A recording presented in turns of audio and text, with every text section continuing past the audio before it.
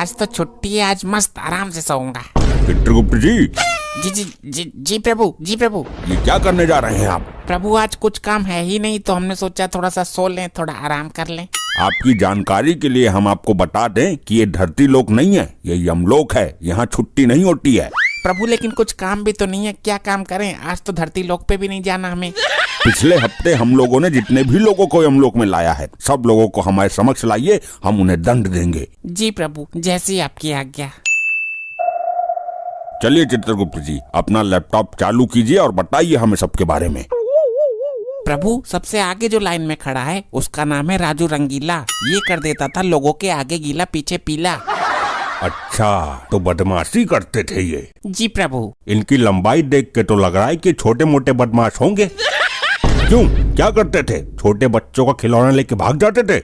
नहीं प्रभु, इसकी लंबाई भले ही हो छोटी, लेकिन बुद्धि है इसकी पूरी खोटी। अच्छा, ऐसा क्या करता था ये? यमराज जी हम खुद ही बता दें अपने। जब हम आपसे पूछेंगे तब बताइएगा, बीच में बड़बड़ करने की जरूरत नहीं है। प्रभु ये अपने गांव के लोगों को लोन दिया करता था, गाड़ी खरीदने के लिए और घर खरीदने के लिए। और जब वो लोग इसका लोन नहीं चुका पाते थे तो ये उनकी गाड़ी और उनका घर जब्त कर लिया करता था। अब आप ही बताइए यमराज जी, कोई मेरा पैसा नहीं लौटा रहा तो हम उसकी घर और गाड़ी ही हड़पेंगे ना, उसकी पूजा थोड़ी करेंगे।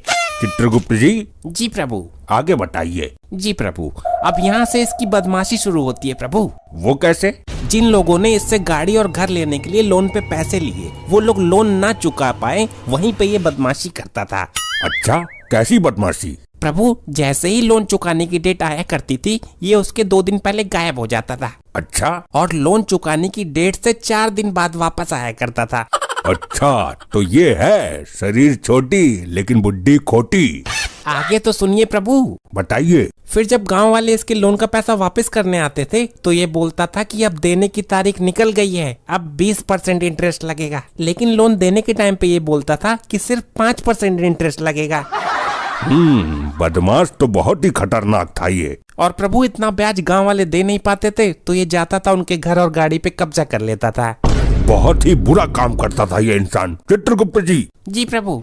इसको तुरंत नर्क में भेजा जाए और गरम तेल की कढ़ाई में इसको तला जाए।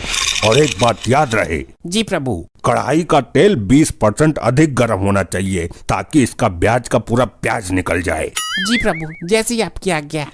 प्रभु हमको भी कुछ बोल लेने दीजिए। हमें फालतू बातें सुनने की आदत नहीं है, ले जाइए इसे हमारे सामने से। अगला कौन है चित्रगुप्त जी, उसके बारे में हमें बताइए। प्रभु ये जो दूसरे नंबर पे व्यक्ति खड़ा है, वैसे तो इसका नाम प्रियांशु है, लेकिन रात में ये प्रिया बन जाता है। मतलब हम समझे नहीं, क्या ये इच्छाधारी इंसान था? नहीं प्रभु, ऐसा कुछ नहीं है। ये लोगों को कंफ्यूज करता था, दिन भर अपना काम करता था और रात में लड़की की आवाज निकालकर लोगों से पैसा लूटता था। अच्छा, तो ऐसी बात है। जी प्रभु। चलिए तो प्रिया जी, हमें भी बेवकूफ बना के दिखाइए। अयो यमराज जी, आपको कोई कैसे बेवकूफ बना सकता है जी? नहीं नहीं नहीं नहीं। लेकिन हमें जानना है कि आप किस आवाज में लोगों को बेवकूफ बनाते थे। उसके लिए कोई एक मेरे से बात करने के लिए लगेगा जी। वो जो आपके पीछे व्यक्ति खड़ा है ना, उससे बात कीजिए। अयो ये तो बुजुर्ग होता जी। कोई भी होने दीजिए, आप अपनी आवाज सुनाइए बस। ठीक है, मैं कोशिश करता। यमराज जी मान लीजिए मैंने फोन किया है इसको, अभी घंटी जा रही है, ट्र ट्र, अभी ये उठाते हैं, फिर मैं बोलता हूँ कि हेलो, क्या कर रहे हो? अरे कौन बोल रहा है? मेरे को नहीं पहचाना तुमने? मैं तुम्हारी बाबू, मैं तुमसे बहुत प्यार करती हूँ। बताओ, मेरी किस्मत भी ऐसी है कि जवानी से बुढ़ापे में किसी का प्यार नहीं मिला। अब यमलोक में आ रहा हूँ तो प्यार करने वाली मिल रही है। अच्छा सुनो ना। हाँ हाँ बोलो बोलो। मैं तुमसे शादी करना चाहती हूँ। अरे यार, तुम्हारी आवाज तो बहुत अच्छी है। मेरे से शादी करोगे ना तुम? अरे बिल्कुल करेंगे, यमलोक में करेंगे। तो मेरा एक छोटा सा काम कर सकते हो क्या? अरे एक नहीं, तुम 100 बताओ, 100 काम करवा देंगे तुम्हारे। मेरे को बस 1000 रुपए भेज दो ना, मेरे को बहुत जरूरत है। अरे एक नहीं, तुम 4000 लो। लो पकड़ो, नंबर बताओ अपना। ओ दादाजी, थोड़ा कंट्रोल में, ये धरती लोक नहीं है, यमलोक है। प्रभु लेकिन मेरा इस पर दिल आ गया है, मेरी इससे शादी करवाइए अब। अरे मैं लड़का हूँ भाई, ये कैसी बातें कर रहा है तू? और हमने सिर्फ इसकी आवाज सुनने के लिए ऐसा करने को बोला था। प्रभु प्लीज मेरी भावनाओं को समझिए, मेरी एक बार भी शादी नहीं हुई प्रभु। अरे ऐसे कैसे हो सकता जी, मैं लड़का होता जी। कोई बात नहीं।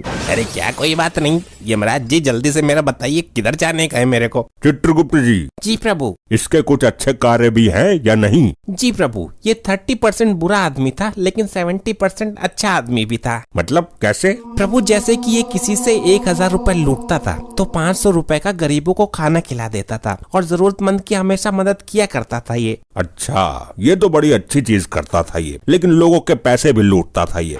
तो एक काम करिए चित्रगुप्त जी, जी प्रभु। पहले इसको नर्क में भेजिए, कढ़ाई में तेल गरम करिए, लेकिन इसको कंफ्यूज करने के लिए बोलिए कि तेल एकदम ठंडा है।